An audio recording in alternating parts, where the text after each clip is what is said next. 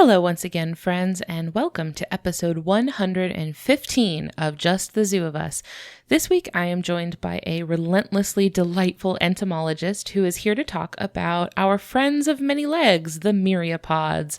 So we are talking Millipedes, Centipedes, and some teeny beanies that I had actually never heard of before called Pauropods.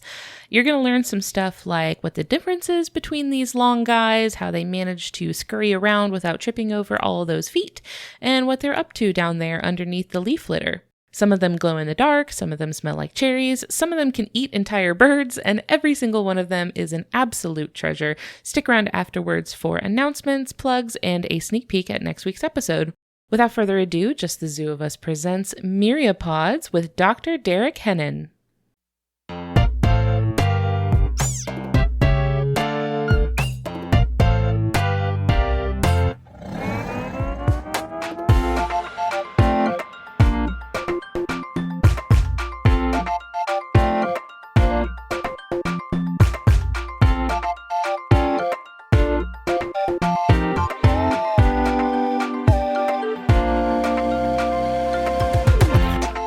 Hey everybody, this is Ellen Weatherford. I'm here with another episode of Just the Zoo of Us, your favorite animal review podcast. And this week, we have a friend. This is Dr. Derek Hennen. Say hi, Derek. Hi, thanks for having me, Ellen. Of course. Thank you so much for being on. I'm really hyped today to talk about probably, I would say, one of my favorite arthropods. They're arthropods, right? Well, objectively, one of the best animal groups. So yeah, they're arthropods. I am so reluctant to ever call anything my favorite anything because it feels unfair, but it's like, It's totally fair today. We can say that. While they're in the spotlight today, I think it's fair for me to say this is one of my favorite arthropods. We're talking about Myriapods today, but before we talk about Myriapods, let's talk a little bit about you. Can you let our listeners know how you got into the work that you do with these really cool many-legged friends?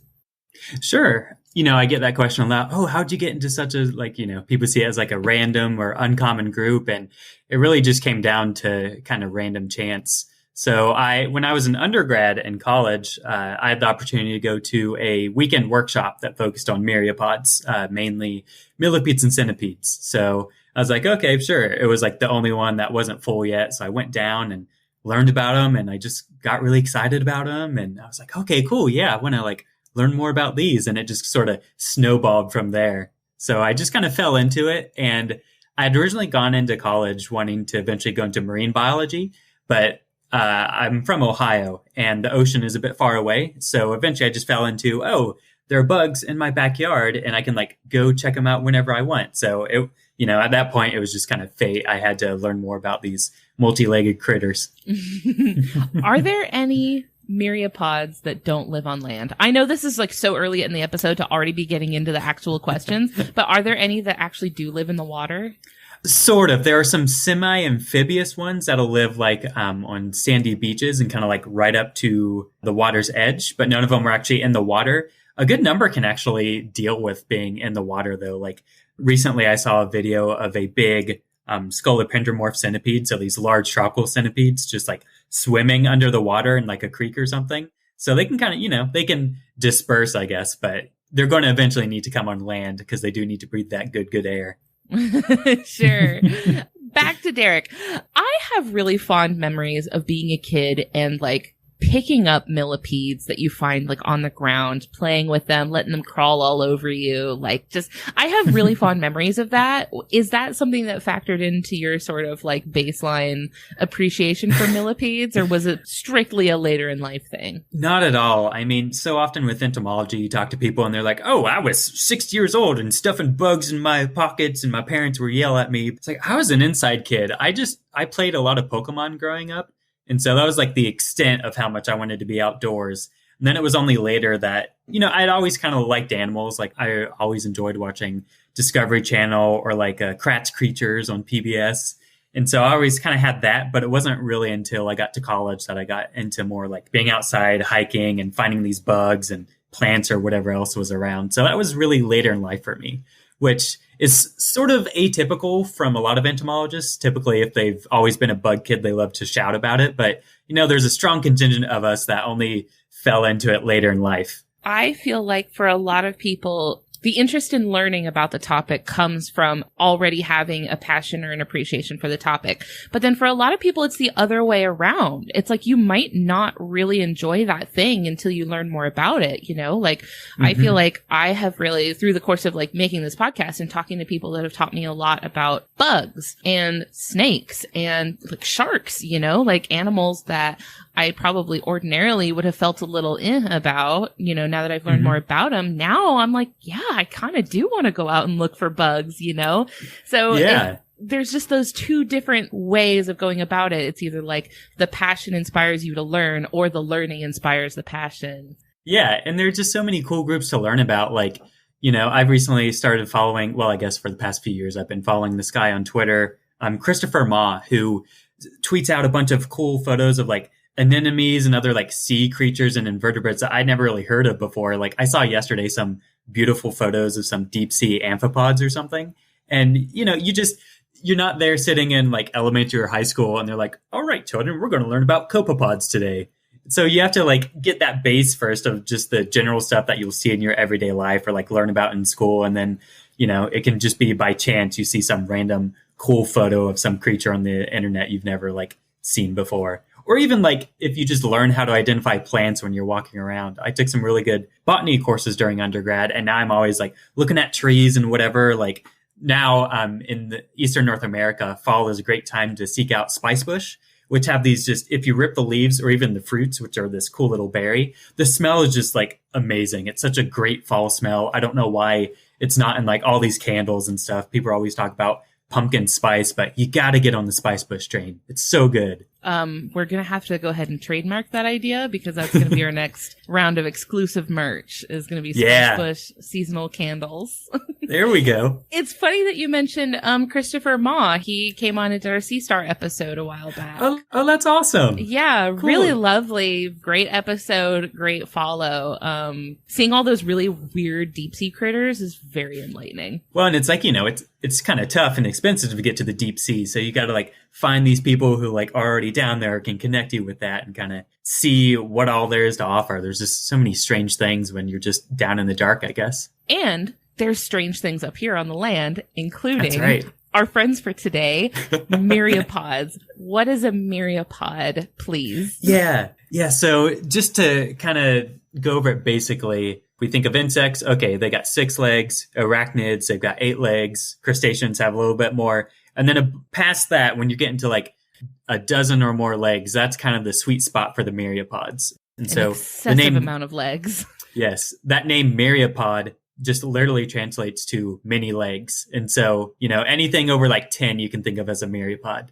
They're typically going to be living in forests, though some are adapted for like deserts and other habitats, but all terrestrial. They love to hang out just under the leaves, down in the soil, and mostly they are herbivores, so they're feeding on dead leaves and decaying plant matter, maybe some lichens or algae, things like that. But one group of myriapods, the centipedes, are carnivores. So all of them are eating other things, usually other little bugs and things, but particularly with these large tropical centipedes that can grow to a foot or so long, they can even eat vertebrates. So we have records of them eating their way out of a snake after it was eaten, which is just a cool paper I found a couple years ago that blew my mind. But they'll also like hang from caves when bats are flying out and try to like catch the bat. They are very respectable. So you gotta. Centipede ate the snake back. Yeah, it was on some island in the Mediterranean. I forget which one right now, but some researcher came across it. And I think it was like a viper that had eaten this, maybe a juvenile centipede, but the centipede wasn't entirely dead. And so it just sort of like ate its way kind of like through the belly and outside of the snake, and then like died there. The researcher found it and kind of like separated them and kind of, you know, figured out later, did some detective work. It's like, oh my, it was still alive. So that didn't really end well for either of them, but so it was pure spite. They're formidable. Oh yeah. He's like, I'm taking you with me. That is like an anime protagonist level of resilience. It's like, I can survive being eaten by a snake. Yeah, so you got to respect centipedes. I tend not to pick up any centipedes. Millipedes I'll just pick up. It's like, but if I see a centipede, I just I respect your space. For sure. Yeah. I'm glad that you mentioned the sort of dynamic difference between millipedes and centipedes. How can you know if you are looking at a creature that has so many legs? How do you know if you've got a millipede or a centipede on your hands?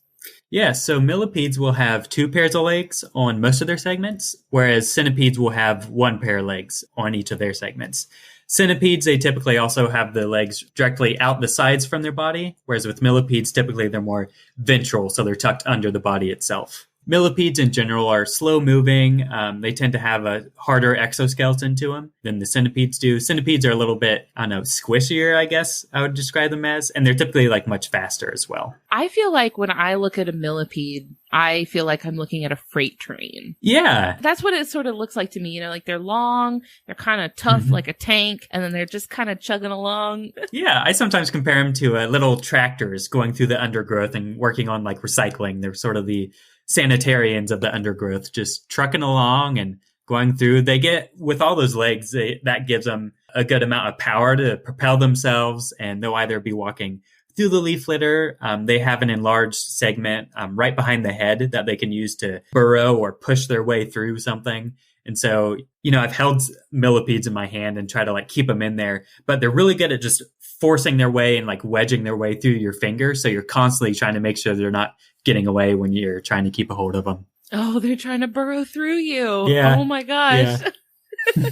Now with centipedes, you wouldn't want to be holding one, like you mentioned. Yeah, like, typically if they're just walking along and they like fall in your hand, or if you can sort of get them on your hand, they're not going to immediately bite you or anything. But, they can give you a little pinch. I've actually never been bitten by a centipede that I know of, I guess. But the worst ones that we have here in Eastern North America, it might be like maybe a honeybee sting or something. But if you're in a more tropical region with those huge, like foot-long ones, those can be medically significant. So you might need to, especially if you have an allergic reaction to them or something, you might need medical attention. But typically here, they're not anything to worry about, and they're not super aggressive. I've had people tell me before, like, oh, I uncovered a centipede once and it came right at me. And I've never had that experience. Anytime I've ever gone looking for centipedes and found one and uncovered it under a rock or a log or something, they would just immediately run away from me. So I'm scrambling to like grab my vial and catch it before it can get away. You're way too big for them, so they're just going to like hightail it out of there. Sure, yeah. They're literally like what, the size of your finger? Yeah, like mostly they're an inch or less. So what we do on this podcast, if this is your first time ever listening to this podcast, what we do is we review animals by rating them out of 10 in different categories. And the first one is effectiveness. So this is physical adaptations, things built into the animal's body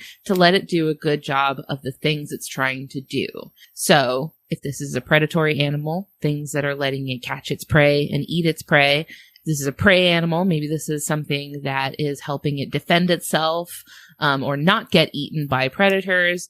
What would you give? I know we're talking about kind of a really big group here, so feel free to break this down. What would you give them out of 10 for effectiveness? Okay, so the best way that we can approach this is break them down to millipedes, centipedes, and then pauropods I'll throw in because they're fun. We'll get to them later. So let's start with millipedes. When it comes to effectiveness, I had to think this through a little bit, and I landed on giving them 7 out of 10 because when it comes down to it, they try their best. And usually that's enough. That's pretty good, but sometimes not so much. And the main reason for that is they're often slow and they can also easily be overpowered. So even these ones that have good defenses, like a giant pill millipedes, they kind of look like a big ping pong ball. They can be found in Africa and Asia, and they just roll into that ball. They have that very hard exoskeleton to protect themselves, but predators can overcome that. And so I believe it's a mongoose. There's a paper about how they overcome the defenses of the millipede, and they will actually just find like a rock or a wall or something, and they'll position themselves in front of it, grab the millipede, and just throw it like between their legs against the rock to just smack it and crack it. And then they can eat the millipede. And so it's like the millipede crawls into a fetal position, and then the mongoose is like, whatever, I can deal with this, and just like smacks it. So it's like, well, I mean, it's trying, so there's that. Yeah, but at that point, you just have to accept your fate, right? That's just like an acceptance of what's about to happen to you. Exactly. There's another group of millipedes called the bristly millipedes. It's the order called Polydesmida. They're also sometimes called pincushion millipedes because they kind of do look like they have a bunch of just pins in them because they're covered in these defensive hairs. The millipedes themselves are maybe like half a centimeter long at most. They're pretty tiny. And they don't have chemical defenses. So these hairs are what they rely on to sort of detach if there's, like, say, an ant that comes and tries to eat it. When the ant tries to grab it, it'll get all these hairs all over the body. And these millipedes have kind of like a porcupine. They have a bunch of these hairs at the end of their body. So they'll kind of smack the ant with it. And the hairs are barbed. They kind of look like little grappling hooks. And so they get caught on the ant's exoskeleton and the ant's own CD and stuff. So the ant lets the millipede go and it tries to groom itself to get rid of those hairs. But then the hairs, since they're like doubly barbed and like little grappling hooks there, they just catch on to other parts of the ant until eventually the ant's sort of curled up and just covered in these hairs and it can't do anything. And the millipede trundles away. But where this doesn't work is in Central and South America. There's an ant genus called Thaumatomeremex. Anyone listening to this needs to Google the ant immediately because its mandibles look like pitchforks. They're very long and just so sharp and have all these like tines of a fork on it. And so they will grab the millipede and actually shave it with some modified pads on their legs. Rid all those hairs so they don't have to deal with it. And then they just gobble them up. What kind of Game of Thrones arms race is playing out? Yeah. Yeah, it's kind of gruesome. Like these ants themselves are only like 5 millimeters long. And they're just like, no, I need to eat this millipede. So here's this just intense modification to do that. I guess if you're a tiny, tiny little ant, a millipede is like, that's a lot of food, right? That's like a feast if you can get it. So I guess they're scrumptious. Probably not a bad investment. Yeah, so not a trip to the barbershop those millipedes want. And so, we're kind of dunking on the millipedes right now for their defenses not being very effective, but a lot of millipedes also have chemical defenses. So there's some that will even secrete hydrogen cyanide, a pretty potent poison. To us, we're big enough, it doesn't really affect us. But if you find any of these pretty brightly colored millipedes, we have a ton of diversity of that particular group, family Xystodesmidae, here in Eastern North America. And if you grab one of those, shake it up and smell it, it smells like cherries. They also have a chemical that smells like cherries along with the cyanide, which is super cool. And so if some smaller like vertebrate or like a bird or something were to try to eat it, they would either try to eat the thing and then throw up, or if they didn't throw up, they would just die. They've got enough hydrogen cyanide in their bodies to kill, I believe it's 18 pigeon-sized birds. Pretty formidable, so that protects them a lot. And their main line of defense is to curl up and poop. Whenever I like find a millipede and it's like, oh, here you are, they're just like, nope. So you're like, oh. It's kind of gross. So, yeah, it's a little bit. So you just wash your hands later and it's okay. Some of those defenses, they work pretty well most of the time, but when they don't work, it can be pretty disastrous for them. Yeah, because I guess if the chemical defenses have not succeeded at deterring the predator, you are already dead. So, like, you've already been eaten regardless of whether your predator is also dead or not. Yeah, exactly. Yeah, so centipedes, I rate a little bit higher. I give them an 8 out of 10. And really, this is just a very deep respect for the fact that when you're thinking about centipede morphology, they got their normal walking legs. That's all cool.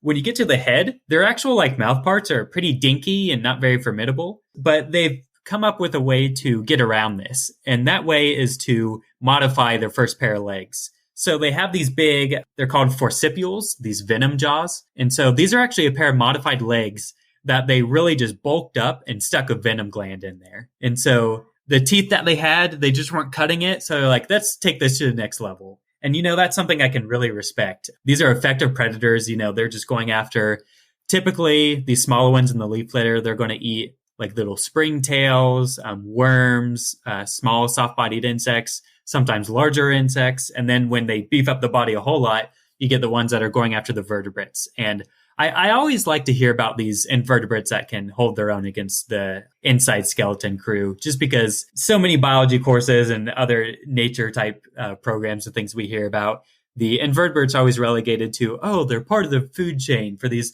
larger, more charismatic organisms. But it's like, what's more charismatic than a centipede just going to town on a bird? I love it. I think it's so cool. They've been bullied by the Bone Squad long enough. And exactly. It's time they fight back. Yeah, they're not going to take it anymore. They're sick of it. They've been here since the Devonian. No more. It's the boneless uprising. That's right.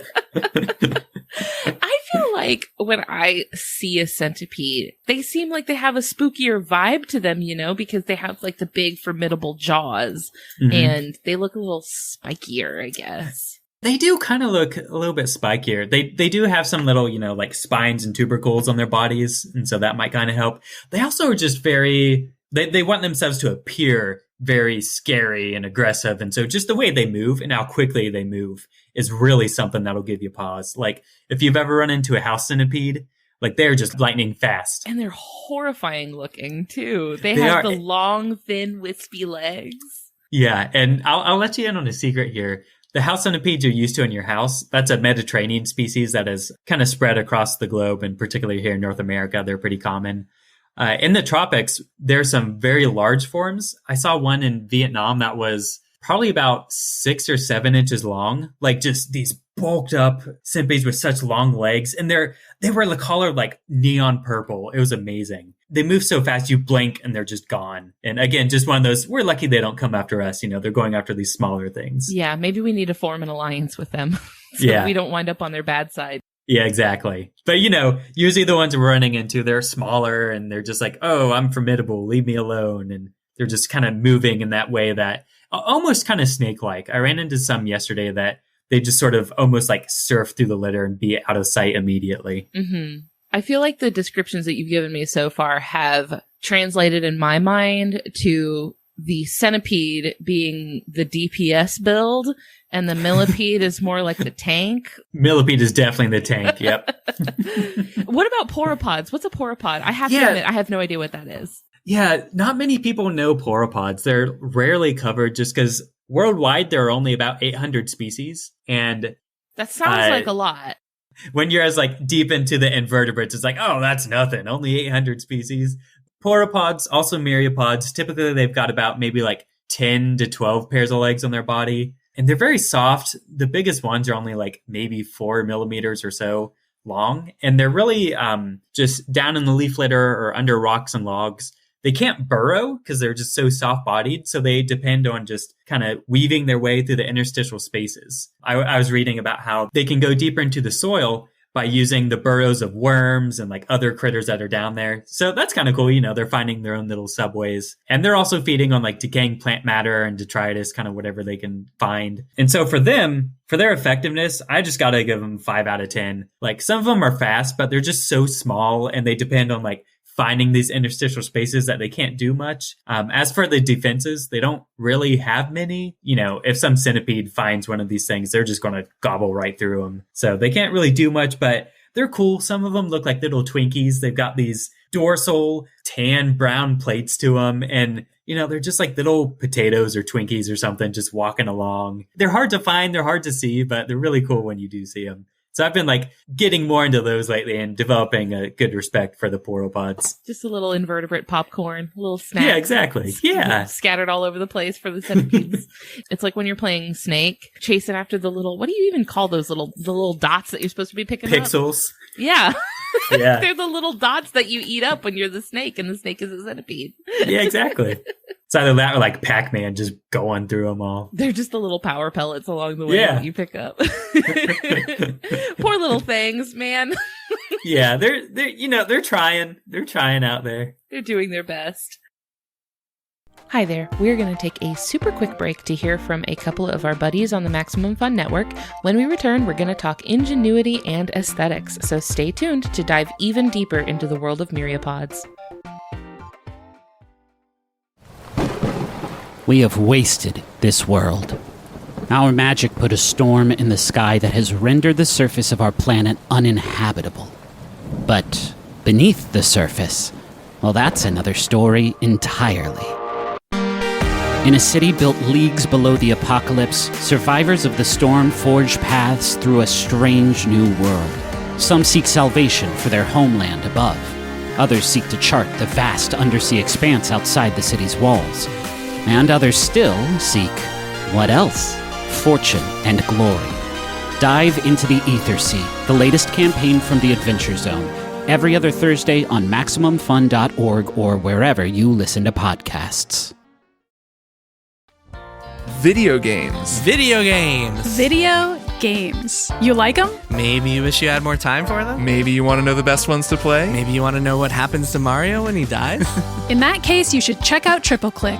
It's a podcast about video games. A podcast about video games, but I don't have time for that. Sure you do. Once a week, kick back as 3 video game experts give you everything from critical takes on the hottest new releases To scoops, interviews, and explanations about how video games work. To fascinating and sometimes weird stories about the games we love. Triple Click is hosted by me, Kirk Hamilton. Me, Jason Schreier. And me, Maddie Myers. You can find Triple Click wherever you get your podcasts and listen at MaximumFun.org. Bye! The next category that we rate our animals on is ingenuity. So this is behavioral adaptation. So these are things that the animal is actually doing to solve problems it faces or to put itself at any sort of advantage it can find. What do you give these myriapod friends for ingenuity? I mean, Myriapods overall, we just got to give 10 out of 10 because they're so cool. They have various little behavioral things that each group will do. I am so excited to hear about what they do because I've only ever seen them just like crawling around and they didn't really appear to be doing anything in particular. So I feel like this is a big moment for me.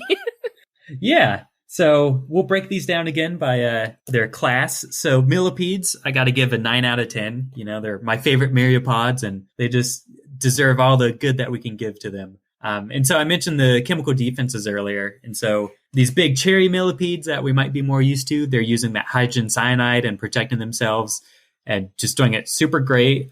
Those ones will also fluoresce under UV, which is really cool. And we don't really know why, but they can do it. There are even some that can bioluminesce. So sort of similar to fireflies, they'll make their own light. They're only about maybe like 10 or so species worldwide that can do that. Most of them are out west in California. So in the Sierra Nevada mountains, they'll be making their own light. And this is sort of correlated with how toxic they are to predators. So since they're nocturnal, they're active at night. They're trying to warn anything that's around trying to eat them. Hey, if I glow pretty intensely, then this can warn the predators to not eat me. And, you know, I say intensely, it's not nearly as bright as like a firefly or some of these other bioluminescent organisms. You have to let your eyes adjust to it. But if you're like a little rodent scrounging around in leaf litter being like, oh, what's this thing? You're going to be able to see that pretty quickly. And so that's something I've never seen like in the wild before, but hopefully someday I'll be able to get out there and see those. So just that bioluminescence, you know, really taking them up the scale there. That is very cool. They're not highly praised for this, but I think it's kind of cool that they're just eating leaf litter and decaying plant matter. They're out there just doing their job day after day and really taking care of things so that the forests just don't fill up with all these dead leaves. And, you know, they're not even asking for a thanks. They just know this is what we got to do. And I think they should be more highly praised for that. You know, they're the little recyclers in our forests that are going over these things and taking care of what we would rather not do. They're not making any enemies out there. Exactly. They're just your friendly little forest janitor. Yeah. I really love to watch the way that they walk. It's one of the most hypnotic things in the world to me to watch a millipede walking. You know what I'm talking about? That kind of like wave. That wave action of the legs. Yeah. So we call that a metachronal gait. Metachronal gait. Yeah. Wow. And it's interesting even how they control this because so we refer to them as diplosegments because technically they're two fused segments. We can also just call them rings. Rings is fine. And so in the ventral part of these rings on the bottom of those, they have two ganglia in there. And so when they're wanting to move their legs, a signal from the brain is sent down through the body and is propagated by these ganglia. And so that's sending a signal out to the legs to, okay, this one move first and then this one move second. And so it's essentially a cascade signal telling each leg to move right after the other one. And that's helping them not like trip over all their legs. It's just cool to think about how, you know, even in each ring, they have two tiny brains helping them to walk and do their thing. It's cool. I love it. And it is so fun just to watch them walk, particularly the species you've talked about before in your podcast, the American giant millipede, sometimes called the ironworm. And so when they're walking on your arm, you can even feel they've got a claw at the end of each of their legs. And so it's almost like little Velcro walking on you. And then you just see that wave pattern going up and down the body. It's just beautiful to watch. Oh, it seems to me like because I have a human brain that is like already sometimes struggling with coordinating 4 limbs, it seems like having all of those limbs to have to control would be very stressful to me. But they've got it. They've got it under control. They're just like, nah, whatever. No worries. While we're talking about their legs, and I know we need to talk about the centipedes next, millipede means 1,000 legs, right? Yeah. Most millipedes you run into, the actual like leg number, if you go up and down the body and count them all, it's going to be closer to like 60 to 200 or so. That's your typical range that you're getting. So they don't really get up to 1,000. The leggiest millipede is a species out in California that lives down in the soil. And so it's only like an inch or so long, but they're just like the bodies themselves are so small. They pack so many legs on there, and they only get to around the like 700 range. So they're still not quite there, but those millipedes are in a group of millipedes that add more legs during their life as they age. Most of our millipedes, they, reach adulthood. They're not molting anymore. They're not adding more legs. But with this group called the Colobognatha, they can keep adding legs after they're adults. So maybe if one is out there and has lived long enough to go through enough molts to keep adding legs, maybe it's closer to that 1,000 range. But we just haven't been able to find it yet. We need to make it happen. We need to find one and protect it and nurture it and love it long enough to let it grow the fabled 1,000 legs. Give it some nice fungus, maybe some apple slices. Oh my goodness. Little as a treat. Yeah, just a little treat. Okay, so what about centipedes? What is the ingenuity looking like for centipedes? Ingenuity, I gotta give them 10 out of 10. Just the audacity to change one of your leg pairs into this big, formidable pair of venom jaws. I gotta respect it. Like, I just can't get over that. Because I've been dissecting a lot of centipedes lately. Their mouths are so tiny. Like, it's like nothing. They're just like they can sort of take, a grain of rice or something. So they really need those jaws to be able to like catch anything and be formidable at all.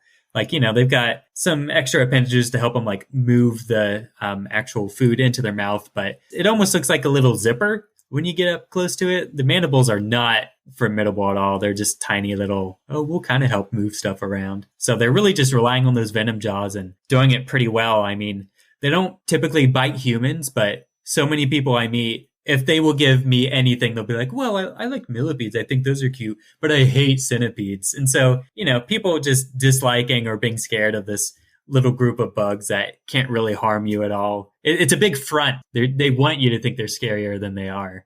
And, we talked about those ones that can eat vertebrates, the one that ate its way out of a snake. That's a cool ecological niche that they're filling there. There's even one genus of centipedes. I believe they live in, it's either Eastern or Southern Africa. I'm not super familiar with it, but the genus is called Myriapods. And often with centipedes, their final leg pair at the end of their body can be modified. And so with this particular genus, theirs are modified. They almost look like feathers or leaves, and they can actually rub those together to do stridulation and to make noise. So it's sort of similar to how like katydids or crickets are singing. And these centipedes can rub them together and they make, it's not quite a song noise, but it is sort of like sha, sha, sha, sha, sha, sha, sha.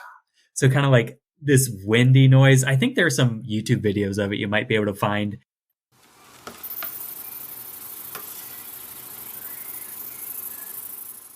And they're just gorgeous. They're pretty large centipedes and they can do this. It'd be super cool to see one of these in person. What about pauropods? What are they doing? These pauropods are little guys struggling in the background. Yeah, they're still kind of bringing up the rear here. I can only give them 7 out of 10. It's sort of more based on their physical appearance, because with a lot of myriapods, we don't know a ton about their behavior, particularly if they're these smaller species. And, pauropods are going to be the smallest myriapods you can get. And so the things that we know about their life are mostly limited to like their taxonomy and a little bit of their ecology, but we don't know so much how they're interacting with like each other and if they're doing any like particularly cool type of behavioral things. But they do have a lot of interesting kind of structures on their bodies. And so typically you need to slide mount a pauropod to see much of them. And they'll have these just really interesting, their antennae are biramous. So they have 2 branches on them. So they look sort of silly when they've got them, But like deer antlers almost. yeah. Oh, yeah. That's a good comparison there. They have something called a globulus on their antennae, which looks like almost like a magician's scepter or something. It's like a shaft with this sphere at the top of it. And I don't think we know super well what it does. It's probably used for tasting. It's definitely like sensory in some sort, but it can take this variety of shapes. The actual CD that they have, they can be just straight up like thin hairs, kind of, looking something like ours, or they can be like wafer-like or just have all these extra like appendages on them. They're just really neat looking when you can finally, number one, collect them, number two, slide mount them, and then get them under a microscope good enough to see all these different structures. But they're really cool. I've been just looking at papers this week just to see what like the various types look like. Those ones that I compared to Twinkies earlier, it's a family called the Pauropods, and they just all have these nice tan plates on them. And they have these almost like, if you zoom in close onto shark skin and they have these denticles on them, they look like that. They have all these like sharp, almost teeth-like things on the top. So they're pretty rough. It's like, if you wanted to grate some cheese on their backs, you probably could. And so they just look really cool. The underside is very soft and squishy, but the top side, it'd be closer to like leather or something with some little teeth on it. So I could see it, giving them a little bit of protection. And, maybe it could also kind of help them like wedge themselves through different soil particles or tunnels. If something is hard to get through, they just can kind of like use those to hook onto the soil and kind of push themselves forward. That's total conjecture, but I could totally see it happening. Yeah. Throw a couple spikes on there. See what happens. Yeah. Just play in the space. Yeah. It's like when you're playing Spore and you're just like adding features at random. Just like, I don't know, this is going to do something. Let's see what sticks. Before we move on out of ingenuity, I did want to ask you about something that I find really charming about centipedes. Mm-hmm. That is, I think people overlook a lot when they're trying to formulate their opinion about centipedes, is that they're good moms. Yeah. I don't think people talk enough about parental care in the Myriapods because it's quite magical. Mm-hmm. I actually have a photograph on my living room wall of a big red centipede with her babies. And so particularly with the it's an order called the Scolopendromorpha. These large, sometimes they're called bark centipedes or tropical centipedes, even though they're worldwide. And also the Geophilomorpha, which are the soil centipedes. They're very thin. They have a bunch of legs. They're not often very large, but they're definitely in like the soil wherever you go out into the woods or something. And so the mother will lay the eggs and hang around with them, and she'll kind of clean them of any fungus or any dirt that gets on them, make sure they're okay. Then they'll hatch, and the babies look like miniature, pale, white, translucent adults. And so the mother will curl around those babies and the eggs and kind of, keep them safe so that they can molt in a protected place. Nothing else is going to come and eat them, and really take care of them in a little nest until they're ready to strike out on their own and go get a job or whatever adult centipedes do. And so, they spend a lot of their time and energy on protecting these things. And I come across it every so often, particularly the soil centipedes. They'll sometimes just brood their eggs within a log. So I'll be like breaking open a log looking for millipedes or centipedes, and I see all these little spaghetti looking noodles, and it's like, oh, there's a mama and her babies. That's so nice. And so I just try to carefully put the wood back on top of them, give them their privacy and make sure they're still protected. And yeah, this subsocial parental behavior, it's not often seen with particularly myriapods, but I wouldn't say all invertebrates because there's so many of them. But you think of the insects, and we have like social bees and things like that. And so it's nice when you run into other groups that are trying to help their babies to survive in a tough world. I know, it's a big energy investment. So it's interesting to see that like some animals make that investment and some are like, it's fine. I'll just make more if this doesn't work out for you, Yeah, I can live another day. Right. It's like the important thing is that I'm still around to make more. Yeah. When I see, like, especially pictures of this, it to me looks very tender, of a mother centipede curled around embracing her little baby noodles. And to me, it makes me think of like this trope that you see in a lot of like sci-fi and fantasy stories of like usually the protagonist will be fighting some sort of terrifying, scary monster. And they're like fighting through the lair of this monster. And then eventually they get to like the monster's den and they realize that it all along it was was just a mother protecting her baby or something like that. Like, I feel like that's a story you see a lot in like sci-fi where it's like, oh, the mother was just protecting her baby all along. And that's what that makes me think of.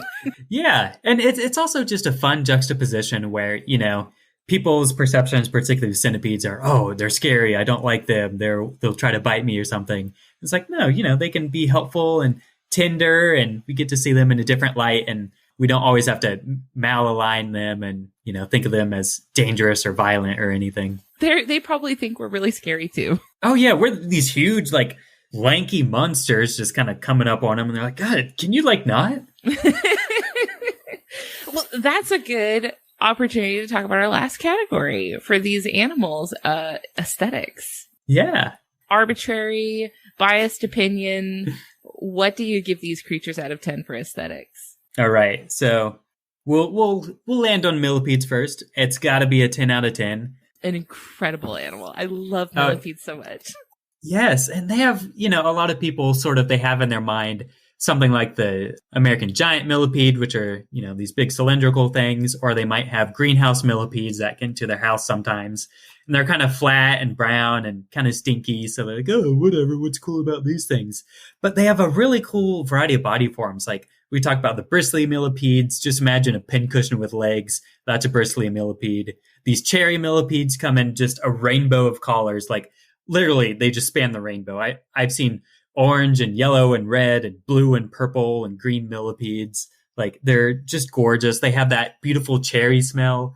I was visiting my in-laws last weekend and I found a bunch of millipedes and I brought them back and had my father-in-law sniff a series of millipedes so he could get a real idea of just the atmosphere that they produce. It's like, I don't know, you go to a wine tasting and people always sniff the wine and like, oh, tones of oak tannins or whatever. It's like, yeah, sure. It's like, no, we get actual aroma of cherries with these. There's one that smells like, I compare it to like chapstick or Vicks Vapor Rub, and they use these, it's a different mix of chemicals, and they use that to deter ants from like feeding on them. As companion merch to our spice bush candle, there's going to also be the seasonal cherry scented millipede candle. There we go. We're going to come out with a whole line. We can also come out with a line of like, oh, candles to give your enemies. This one smells like gross chapstick that's been through a blender of detritus. This one smells like, what'd you say, the hydrogen cyanide? Yeah. This is just straight up cyanide. This is poison. Yeah, and so there's a huge variety of smells with millipedes. Sometimes I'll be like looking for millipedes and I'll turn over some leaves, and before I even see the millipede, I can smell it. It's like, oh, there it is. And so you like immediately can recognize it just from that. There's this tiny little millipede that only occurs in like, I think it's only known from 3 states, Virginia, West Virginia, and maybe North Carolina. And so it's a genus called Biotis. I doubt anyone listening to this will ever have heard of it before, but it's this cool little millipede that's only really out in like the winter and early spring. And it's just small and white. It's kind of bumpy. But when you put this thing under a scanning electron microscope to really see like super close up on the exoskeleton, they have these modified hairs jutting out of their body. And some of them, they look like little ghost hands just like reaching up. Like it's almost creepy. I tweeted out a photo one time and people were not okay with it. And we don't know what these CD do or anything, if they're really like, why are they flat? Why do they look like a little baby doll hand coming to like grab me from my nightmares or something? It's just so cool. Like there are all these interesting little like body modifications on these things, not only at the macro level that you can see with your eye, but when you really start getting down and like seeing all the various accoutrements that they have on their bodies. And, it's just, they have that wow factor. They have it.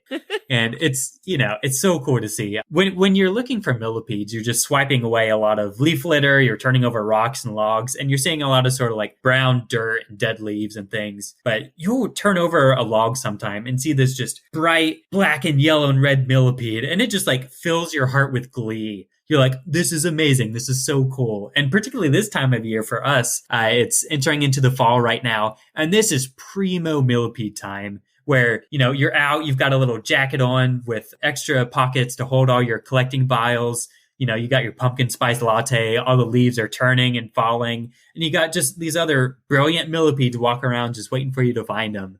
Like, it's gorgeous. It's not a fall if I can't get out and really look around for millipedes. That does sound like just an entire vibe. Oh, it's so good. It's so good. The spice bush is out now. This is when you can get the berries. If I'm handling a lot of millipedes and, they'll poop on you. Some of the chemical defenses aren't smelling very nice. So I'll kind of like look out for a spice bush berry, crush it in my hand and kind of rub it around just to get me some better smells so that when I'm like reaching around, it's like, oh, how nice. It's so aromatic. What about centipedes for aesthetics? I am curious to know your feelings towards how nice a centipede is to look at. Yeah, I've got to be honest. I rate them a little bit lower. They're getting a 7 out of a 10 because, they're trying their best and that's all we can ask of them. There are some like cool forms in the tropics, particularly with these like neon colored scutidromorphs or bright red tropical centipedes and some of the ones we have around here. You've got the soil centipedes that are kind of thin and, they're interesting for that. Yesterday, I found some that were this nice deep scarlet red color and maybe about only an inch long, but like 3 or 4 millimeters wide, so pretty darn thin. But, typically a centipede looks like a centipede. To really appreciate them, you've got to get them under a microscope and look at some of their leg modifications. But, typically they're going to be flat and kind of brown, maybe a little bit purple. Some of them fade to like a purplish blue when they're preserved in alcohol, which is kind of fun. But, they're not so flashy as the millipedes when it comes to colors and body forms. So we just have to recognize that. I think I've seen pictures of centipedes that have really kind of leaned a little bit more into the goth range of the aesthetic, where they kind of have that like black with these like bright red sort of accents, And I feel like, all right, you're really kind of getting into the spooky factor. Like, just like, okay, I get it. I look kind of scary. I'm just going to really lean into that. Yeah, they are ready for spooky season. And, we do have a species up here where I am in Virginia. In some places we have the Kentucky blue centipede, which is this sort of like straw tawny yellow color with blue highlights. Down closer to you, you've got the Florida blue. I think it's typically called the Florida blue centipede or Florida green centipede. The scientific name means it's viridis, which means green. And it looks sort of similar, but it's a little greener. It's a little larger. So that's kind of cool to find as well. So they do have some variation, but not quite the like flashiness of millipedes, because millipedes, they're trying to make themselves more known to predators because they want to show, oh, I'm toxic. Don't eat me. I'm flashy, so leave me alone. They got that good aposematism going on. While you were talking, I looked up a picture of the Florida blue or green centipede. I'm seeing it listed both ways. I can't say it's the cutest thing I've ever seen in my life. Yeah, that's what we got to admit here. It's a little challenging to look at, especially like the segmented antenna. The antenna are not like the sort of smooth, like streamlined antenna that I think a lot of other creatures have. This is kind of more like almost like a chunky rope. It looks like beaded almost. Well, we'll also throw in real quick the other group of myriapods we haven't talked much about, the symphyllans, which are sometimes called the garden centipedes. So if you look those up, they do have antennae that are beaded. So they do kind of look like almost a string of pearls, which is pretty cool. But other than that, they're just kind of like all white and linear. They kind of look like a tinier centipede. They breathe out through air holes in their head, actually, which is kind of cool. Typically with myriapods, they're breathing out like the sides of their body if they even have spiracles.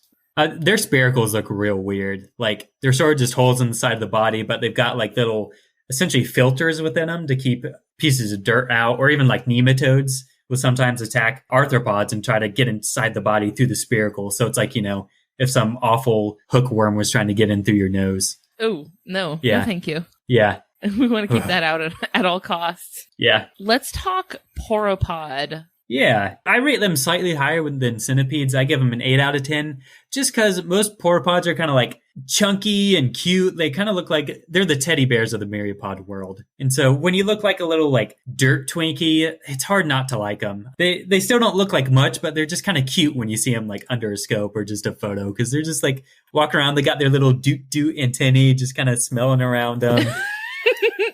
I just pulled up a picture on Wikipedia. A Myriapod. Yeah. It's really cute. It looks like a roly-poly. Yeah, and they've got like, it almost looks like little like pieces of deli meat on top of them in some photos. Just this like deep orange color. It's like, what are you guys doing? I definitely see it. Some of them, they definitely look like roly-polies, which I will admit that until like a while back, we did an actual episode on roly-polies where I learned that they were isopods. And prior to that, I thought they were little millipedes. I really did. Yeah. Well, I mean, who would imagine it's just some like terrestrial crustacean? Like those are supposed to be in the water. Yeah. Like, you don't go here. Yeah. And if you do a search for a pill millipede, they look like isopods. And so like whenever I'm in an area where I know that pill millipedes occur, we have some in North America. They're typically pretty small. Other places in the world, they get bigger. But whenever I'm in a place where I know I might be able to find some of those, like anytime I see a roly-poly, I'm always doing a double check. Like, oh, what do you look like? What are your antennae? Like, you just have to look at the antennae and the back of the body. It's like, okay, it's either a millipede or a roly-poly. Or you could do what I do and call them all roly-polies and just cross your fingers. And not post pictures anywhere on the internet so that nobody can tell you if you're wrong. That's the easiest way to find out. You just, confidently say, hey, look, this roly-poly. It's like, that's not a roly-poly. It's like, cool, now I know. I know that's the best way to get any species identification is to just like post on the internet and say that you know for sure what it is. Because if really it's not, is. You will immediately find out. Yeah, I'm looking at pictures of Pauropods and they're actually super adorable. They remind me of that scene from The Lion King where they're eating all the grubs. Yeah, I can see that. Juicy little bug critters. That's what they kind of look like. They look like a forbidden snack. They really do, don't they? Not even really forbidden. Like, they can't hurt you. They don't have chemical defenses. They just, they're 2 millimeters long, so you probably just want to taste it. You need like a whole cup of them to really start to get anything. It's like rice. Yeah, exactly. Some sushi with Pauropods. No. No, definitely not. Oh my gosh. I will say that millipedes, I know that you said that millipedes are typically the most charismatic or the most well-liked by people. I do love me a millipede. I feel like millipedes take like what a lot of people are intimidated about, like by arthropods in general, and they just like make them lovable, like rounded and sort of, it's the round features. They even have a cute face. Like the face is cute.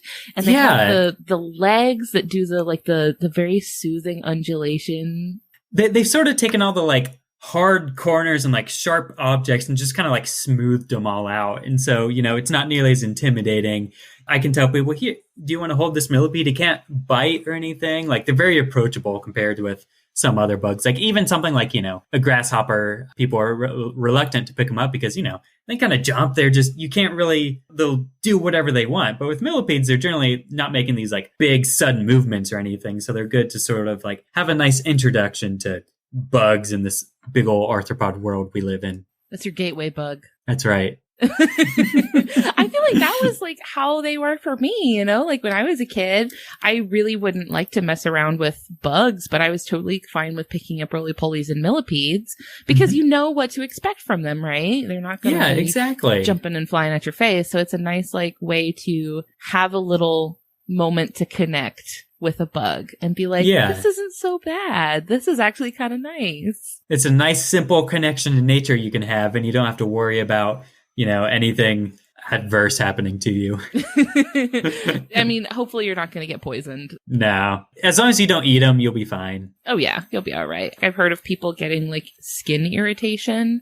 Yeah. So there are some, particularly in the tropics, some of these large cylindrical millipedes, they have some chemical defenses that can cause some like contact chemical burns, especially if it's on like your inner arm or like some soft skin. So you do have to like know a little bit about your local species, but typically if you're in a temperate region of the world, you don't have to worry about them. Though even with our giant American millipede, I've had people tell me that, they accidentally like sat on one or something and that kind of burned. So like the inside of their thigh or something. And I could see that because that's pretty soft skin. And if you're like sitting on it and just having all of that chemical just like touch your skin, then yeah, that could cause that. Typically what's going to happen is like you'll be holding one in your hand. If it releases any chemical defenses, it'll stain your hand, which is actually kind of cool because in the first like 5 or 10 minutes, it's a really bright neon yellow stain, like almost like looks like a highlighter. And it smells almost like tangy, I guess. And then after a little while, it fades to like an iodine purple brown. So people ask you, oh, did you bruise your hand somehow? It's like, nah, man, I was just grabbing some millipedes. You know how my weekends are. It's like when you're like a teenager and you come home from the like clubs with X's on your hands and stuff, but instead it's these millipedes marking all over your hands. Yeah, and that stain will like stay for like a week because it's within your skin and it doesn't hurt you or anything. It just takes a while for your body to like break it down. So proceed with caution when you're going to be playing with millipedes. Yeah. Be gentle and you'll probably be okay. And be nice because they're doing so much for your ecosystem. Like they're so good and healthy for the nature in your area. Like be cool to them so that they can be cool to your world. Yeah, there's no need to be mean. No, we can be buddies. We can be friends. Yeah. Milla friends. Even if touch is not their love language, we can still love them from afar. You can stay a safe distance away and just kind of like coo at them like, oh, here's a pretty millipede. Words of affection. That's right. You can communicate your love to them with words of praise. Affirmation. You're eating those leaves so well. This is amazing. You're doing so good. You eat those leaves, girl. Here, have some extra lettuce. Drop a little apple slice down there for your millipede friend. I had a friend, I still have this friend, and I don't know if he still does, but he used to raise millipedes to like sell to people as pets. And so he would just straight up like drop a whole head of lettuce in there, like this huge like fish tank enclosure, and then also like give them some apple slices, and they loved it. Can we please for a moment talk about the McElroy millipede? Yeah. Just before we sign off. Sure, yeah. We gotta. Yeah, absolutely, because you have been involved with the naming of some millipede species, and one of them you named after personal heroes of mine and Christian's, the McElroy family. Can you tell us a little bit about that? Yeah, so for the past few years, me and my colleagues have been studying a group of millipedes called the twisted claw millipedes.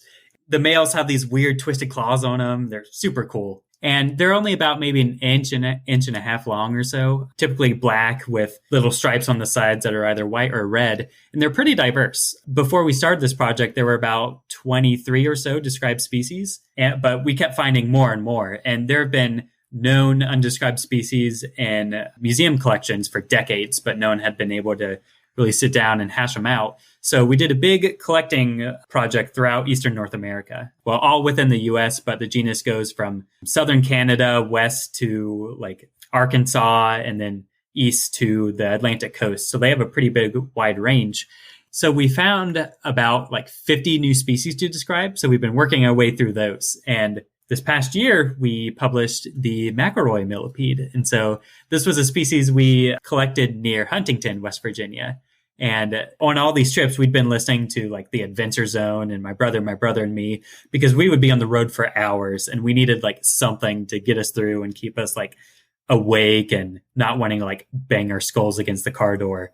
And so by the time we were collecting in the Huntington area, it's like, we know they're from Huntington and we found this new species. So we're like, we got to name it after them for all these like hours of like entertainment and helping us stay awake throughout everything. So it just worked out really well. And I think Justin actually did a little series and he filmed some of that at the place where we actually had gotten that new millipede. And wow. So, yeah. What a convergence. Yeah, exactly. And, these are just millipedes living like in deciduous forests under leaves. They like to be around like streams and stuff. And the day that we had gotten that, we were out night collecting and just found like maybe 5 or 6 of them. So we were just super excited and we're like, oh, it's a new species. We got to name it after the McElroys. So it was just fun. And we contacted them about it and they were stoked. So that was cool to see. For sure. Yeah. We're big fans of the McElroy content as well. You can find all that stuff over along with us, this show, on the Maximum Fun Network over at MaximumFun.org. So before we hop off for today, I want you to kind of let folks at home know where they can find you and your work, projects you're working on, things you want people to know about, things you've got coming up, all sorts of stuff like that. Just take it away. Sure. So you can find me on Twitter. I'm just at Derek Hennen. And so it's my personal account, but I also keep a Millipede and Myriapod focused account called at Dear Millipede. And so that's where it's pretty much, all Myriapods all the time. And so I'll tweet out various like photos of recent species I've collected, or when there's like new papers describing new species coming out, I'll throw them up on there.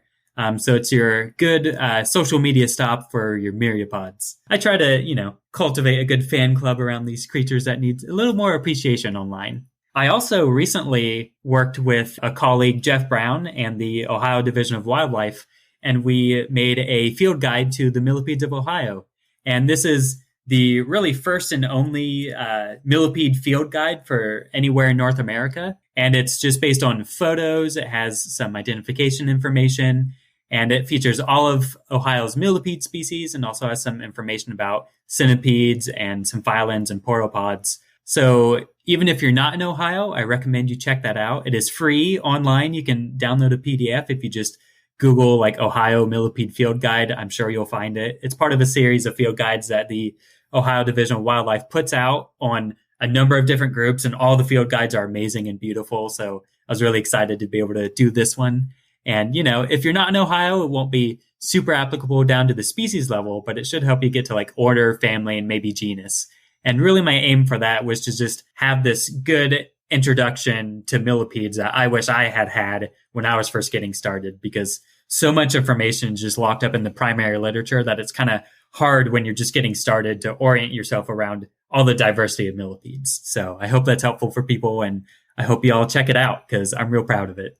Oh, that's awesome. That's so exciting and cool. I hope that anybody that is listening that is maybe thinking, there might be something to this Myriapod situation. This might be something I want to check out. Especially, any younger folks that might be listening thinking this is something they might want to get into studying, or just a passion that they might be interested in cultivating. And it's totally free, so what do you have to lose? Exactly. There you go. It's not hurting anything. Yeah. Well, thank you so much for joining us today, Derek. It has been a complete delight to talk to you and learn about Myriapods. Yeah, thanks for having me. I had a lot of fun. Of course, I did too. And we will talk to you later. Sounds good. Bye. Bye. Thank you all so much for listening. I hope you've enjoyed it and learned something new about nature's little janitors. If you liked what you heard today, I would love it if you could leave a 5-star review on Apple Podcasts or Podchaser or wherever you're getting this podcast. You can also connect with us on social media. We're on Twitter, Facebook, Instagram, TikTok, and Discord, so get in touch. We would like to say thank you to Maximum Fun for having us on their network alongside their other wonderful shows, just like the ones you heard promos for here today. You can check them out at MaximumFun.org, and you can take part in the fun with the Max Fun Block Party until October 22nd. I promised a sneak peek at next week's episode, so here it is. Next week on Just the Zoo of Us, we are getting spooky for Halloween. Christian will kick off our celebration with a festively colored little flying mammal, and I will be haunting your ears with a uniquely gothic bird who's pretty spooky where it counts. Finally, we'd like to thank Louis Zong for our spectacular theme music, and that is all for today. We'll see you next week. Thanks. Bye.